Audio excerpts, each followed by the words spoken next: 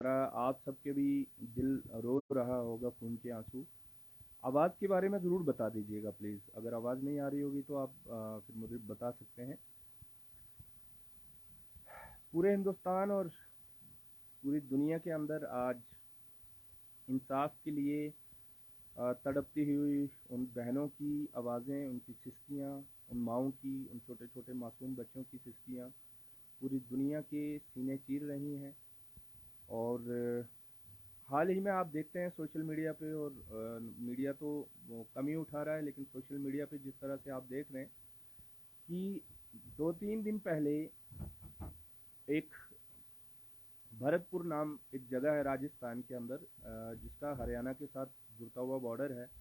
और हरियाणा और राजस्थान वहाँ से मिलते हैं, बहुत नज़दीक है। जैसे हमारा कठुआ डिस्ट्रिक्ट हो गया और पंजाब के साथ जुड़ता है, ठीक इसी तरह से।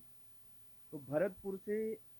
जुनैद भाई और नासिर, ये दो नौजवान जो हैं, एक किसी साथी से एक बोलेरो गाड़ी मांगते हैं, और उसके बाद किसी काम से हरियाणा में आते हैं, किसी काम की गर्ज से। तो होता ये है कि एक आदमी है जिसका नाम असल में मोहित यादव है, लेकिन मोनू मानेसर के नाम से उसने एक नाम उसका चलता है, नाम बनाया हुआ है, और उसने एक गैंग बना रखा है। उसने एक प्राइवेट आर्मी खड़ी कर रखी हुई है, और उसके साथ बहुत सारे ऐसे और साथी हैं जो शरेआम बंदूक रखते हैं। उनके सोशल मीडिया के अकाउंट्स हैं। सोशल मीडिया पे मतलब मैं देख के हैरान हुआ कि यूट्यूब के ऊपर उन लोगों के 2-2 लाख के करीब उनके सब्सक्राइबर हैं। फेसबुक के ऊपर अब मैं पहले मुझे भी नहीं पता था, कहाँ ही पता होता है सबको, लेकिन जब से ये मीडिया में आया, जब से जुनैद भाई को और ये मसला सामने आया, तो उसके बाद पता चला कि ये किस तरह के कारनामे करता था। और ये आदमी गौ रक्षा के नाम पे, कि गाय को बचाने के नाम से उन्होंने एक तंजीम खड़ी की, और तंजीम भी कैसी कि हम अपने हकूक़ के लिए रियासत जम्मू व कश्मीर में कोई तंजीम खड़ी करते हैं, अपने हकूक़ की बात करते हैं कि जनाब कॉन्स्टिट्यूशन ऑफ इंडिया के दायरे के अंदर हमारी ये बात मान ली जाए, तो हम पे सरकार उठ के पीएसए लगा देती है, हमें उठा के जेलों में डाल देती है। यहाँ पे लद्दाख के अंदर वो लद्दाखी चाहे बुद्धिस्ट हों चाहे मुस्लिम्स हों, सिर्फ इतनी सी बात कहते हैं कि कॉन्स्टिट्यूशन ऑफ इंडिया का आर्टिकल ये शेड्यूल 6 के तहत हमें हुकूक दे दीजिए, चाहे वो कॉलेजेस के बच्चे हों चाहे वो यूनिवर्सिटीज़ में पढ़ने वाले हों, उन पे एफआईआर लग जाती है, उनको उठा के अंदर बंद कर दिया जाता है। लेकिन हरियाणा के अंदर ये आदमी मोनेसर जो है, मानेसर, ये 2 साल पहले एक जलसे के अंदर तकरीर करके ये बात बोलता है कि जो भी लव जिहाद करेगा हम उसे मारेंगे, जो भी बंदा गौ तस्करी करेगा हम उसे मारेंगे, सिर्फ आप हमें उसका नाम दे दीजिए, हम सीधा मारेंगे और गोली मारेंगे, सीधा मार देंगे। ये सोशल मीडिया पे आज भी वीडियो मौजूद है। और हैरानकुन बात यह है कि साथ में वो ये भी बोलता है कि घबराने की कोई बात नहीं, क्योंकि भैया और बड़े भाइयों का, बड़े लोगों का, हम बड़े भाई जो हैं, हमारे बड़े बुजुर्ग जो हैं, उनका साथ हमारे साथ है। अब कौन से बड़ों के लिए बोल रहे थे, ये बोल रहा था, वो वही जानता है, या उस मजमे के अंदर लोग बैठे हुए जानते हैं। तो हैरानकुन तौर पे ये चीज़ निकल के सामने आई कि एक प्राइवेट मिलिट्री रखी हुई है उसने, गाड़ियां रखी हुई हैं बड़ी दमदार, बंदूकें रखी हुई हैं गाड़ियों के अंदर, फिर कोई ट्रक चल रहा है, कोई गाड़ी देखें, गाय कोई लेके जा रहा है, भैंस लेके जा रहा है, तो उसके लिए पुलिस मौजूद है। पुलिस का काम होता है उनको गिरफ्तार करना, उसके बाद अदालत में उनको पेश करना, और फिर अदालत का काम होता है केस चला के उनको सजा देना। हिंदुस्तान के कानून के अंदर तो यही मामला है ना, इसी तरीके से चलती है, पूरा पूरा हिंदुस्तान इसी तरीके से चलता था और चलना चाहिए था। लेकिन अनफॉर्चुनेटली फिर उसके बाद आप देखें जब कि सोशल मीडिया पे उस बंदे के कितने कॉन्टैक्ट्स हैं, अभी मैं थोड़ी देर बाद आपको बताऊंगा कि किन किन लोगों के साथ सोशल मीडिया पे उसके फोटोज वगैरह हैं, उसके ग्रुप्स के। अब मैं आपको, आपने सुना ही है, फिर मैं एक बार रिपीट कर देता हूं कि ये जुनैद भाई और नासिर भाई जैसे ही राजस्थान भरतपुर से हरियाणा की तरफ निकलते हैं, तो रास्ते में इसका गैंग उनको किडनैप कर लेता है।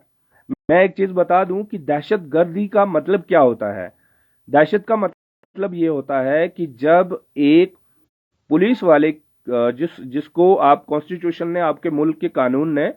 पुलिस या आर्मी के बगैर, मतलब पुलिस और आर्मी को आपके मुल्क के कानून ने, आप किसी भी मुल्क में हो,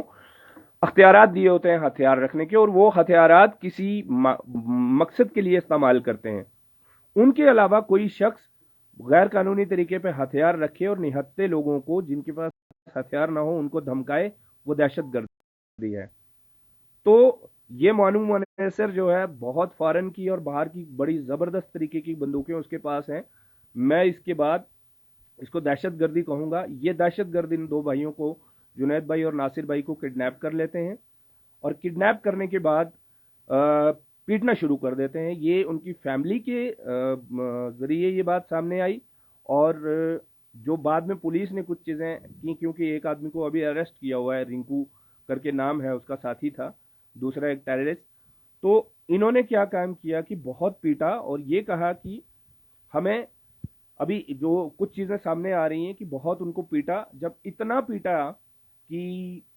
वो बेहोशी की हालत में हो गए, अधमरे हो गए, तो नज़दीकी हरियाणा के एक थाने में ही गए और थाने की पुलिस के हवाले किया कि अब इन पे एफआईआर लगाओ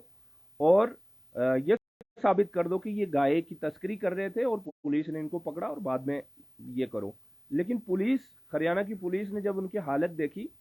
वो करीब करीब मरे हुए थे, तो शहीद हो गए थे करीब करीब, तो हरियाणा की पुलिस ने उनको लेने से इनकार कर दिया और ये कहा कि नहीं,